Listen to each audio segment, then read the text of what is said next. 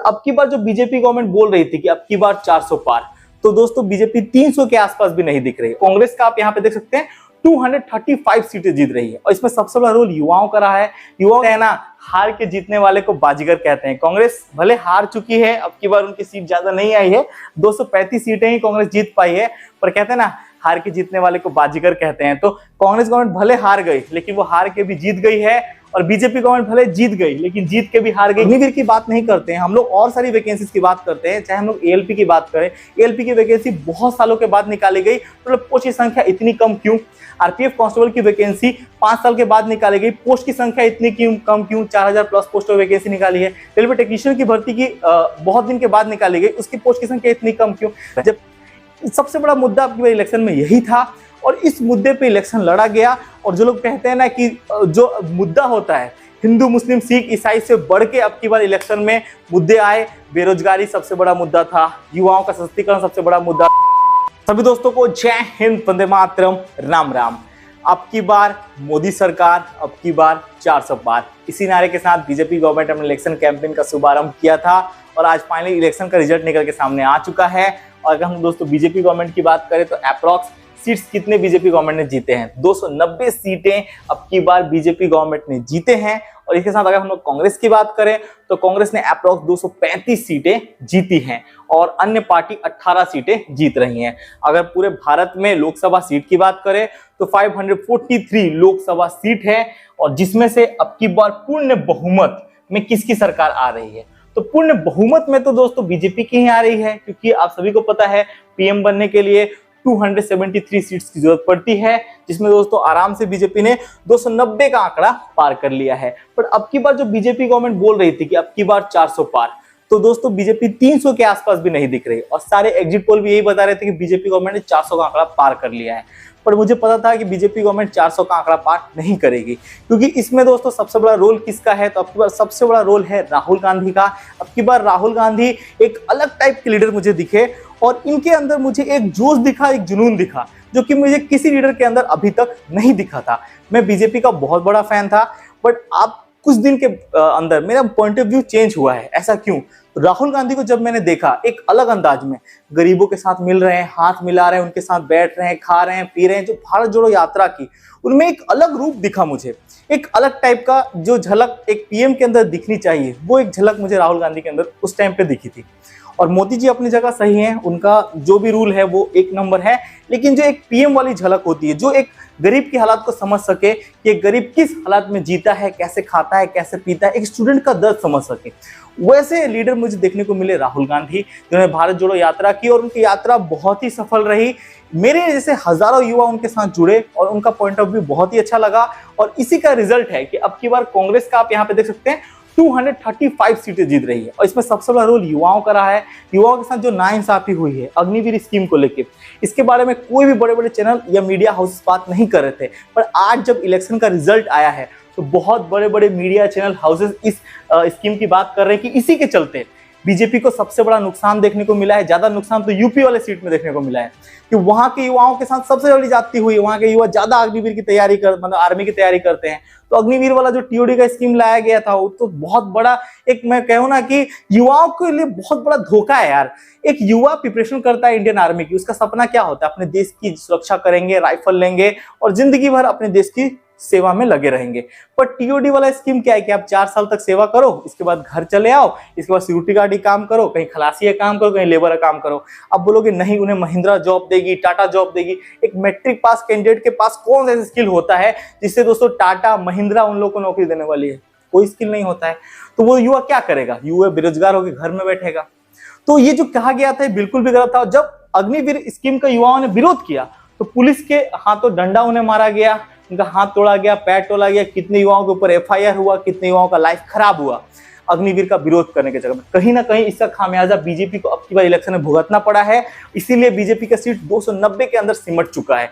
नहीं तो ये आराम से आंकड़ा 300 तो पार कर ही जाता। क्योंकि आपने देखा होगा हाल ही में जितने भी इलेक्शन हुए उसमें बीजेपी ने आराम से 300 आंकड़ा पार कर दिया, पर अब की बार बीजेपी 300 आंकड़ा नहीं पार कर पाई। कहीं ना कहीं इसमें राहुल गांधी का जो लीडरशिप है इसका बहुत बड़ा रोल रहा है, और युवाओं के साथ जो दोस्तों अन्याय हुआ है उसका भी बहुत बड़ा रोल रहा है। अभी हाल फिलहाल में खाली अग्निवीर की बात नहीं करते हैं हम लोग, और सारी वैकेंसीज की बात करते हैं। चाहे हम लोग एएलपी की बात करें, एएलपी की वैकेंसी बहुत सालों के बाद निकाली गई, मतलब पोस्ट की संख्या इतनी कम क्यों? आरपीएफ कांस्टेबल की वैकेंसी 5 साल के बाद निकाली गई, पोस्ट की संख्या इतनी क्यों कम क्यों? 4000 प्लस पोस्ट की वैकेंसी निकाली है। रेलवे टेक्नीशियन की भर्ती की बहुत दिन के बाद निकाली गई, उसकी पोस्ट की संख्या इतनी कम क्यों? जब सबसे बड़ा मुद्दा आपकी इलेक्शन में यही था, और इस मुद्दे पे इलेक्शन लड़ा गया। और जो लोग कहते हैं ना कि जो मुद्दा होता है हिंदू मुस्लिम सिख ईसाई से बढ़ के अब की बार इलेक्शन में मुद्दे आए। बेरोजगारी सबसे बड़ा मुद्दा था, युवाओं का सशक्तिकरण सबसे बड़ा मुद्दा था, महिला सुरक्षा, देश की जीडीपी के प्रति, डीजल के प्रति सारा मुद्दा रहा। और इसी का खामियाजा कहीं ना कहीं बीजेपी को भुगतना पड़ा, और इसी के चलते बीजेपी की इतनी कम सीट आई है। पर बीजेपी जीत गई है। पर कहते हैं ना, हार के जीतने वाले को बाजीगर कहते हैं। कांग्रेस भले हार चुकी है, अब की बार उनकी सीट ज्यादा नहीं आई है, 235 सीटें ही कांग्रेस जीत पाई है।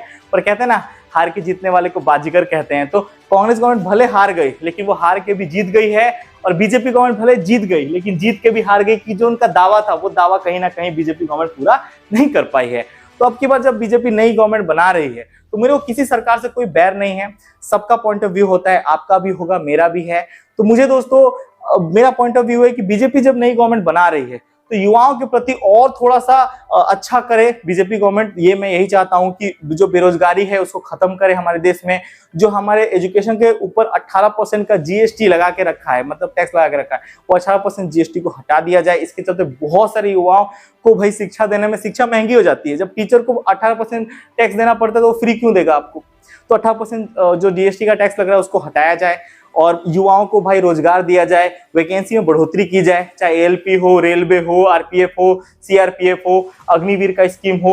तो इन सारे वैकेंसीज को भाई और अच्छा से किया जाए। ऑल ओवर इंडिया में जितनी वैकेंसी निकालती है, चाहे वो एमटीएस हो, सीजीएल, सीपीओ, एसएससी की बहुत सारी भर्तियां हैं, तो सब में वैकेंसी संख्या इंक्रीज की जाए। खासकर अग्निवीर की स्कीम में भाई अग्निवीर का स्कीम को खत्म किया जाए और इसे परमानेंट किया जाए।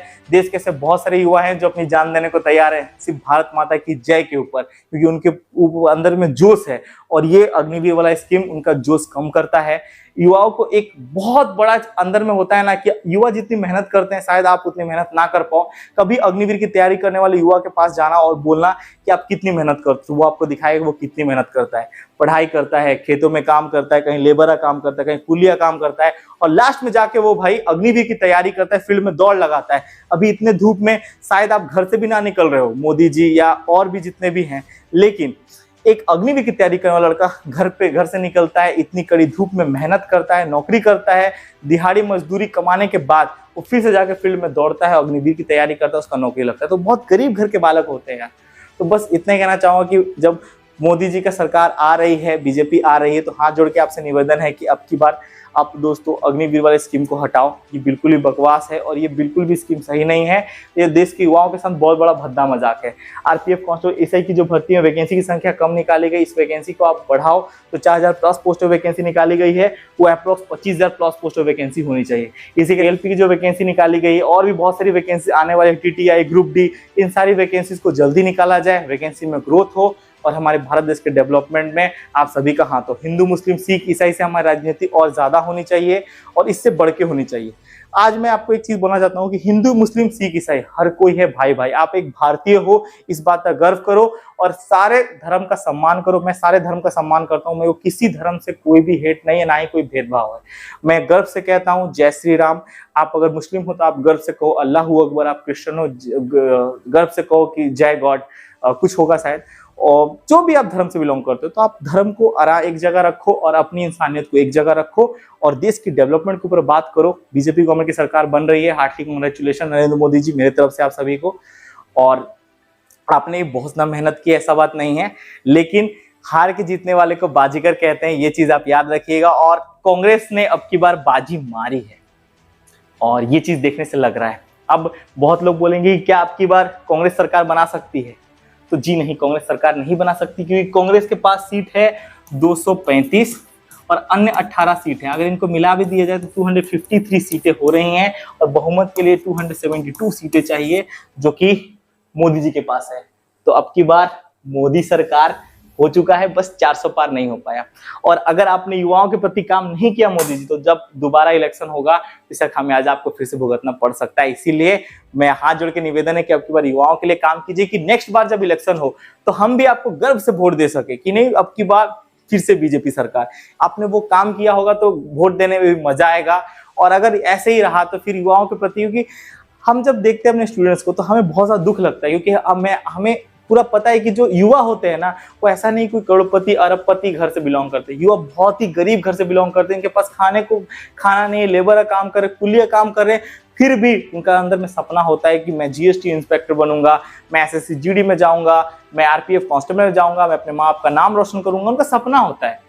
उस सपने को मत छीनिए और वैकेंसी ऐसे निकालते रहिए। हर साल वैकेंसी आनी चाहिए और कुछ अच्छे वैकेंसी, अच्छे पोस्ट, जब all over India 35 lakh plus vacancies खाली हैं, उस पर रिक्वायरमेंट क्यों नहीं हो रही, इतने से रिक्वायरमेंट रुकी हुई क्यों है? इसको और बढ़ाइए। एसएसजीडी की जो नई वैकेंसी आ रही है 2025 में, उसका पोस्ट करिए 50-60 हजार। अब की बार बहुत सारे युवाओं को मौका मिले और बहुत सारे युवाओं के बदन पे वर्दी चढ़े। जय हिंद, जय भारत और हार्टी कांग्रेचुलेशन नरेंद्र मोदी जी। और मेरे को किसी भी पार्टी से बैर नहीं है। मैं आज भी कहना चाहता हूँ, ना कांग्रेस से ना बीजेपी से, मैं सारे पार्टी का सम्मान करता हूँ।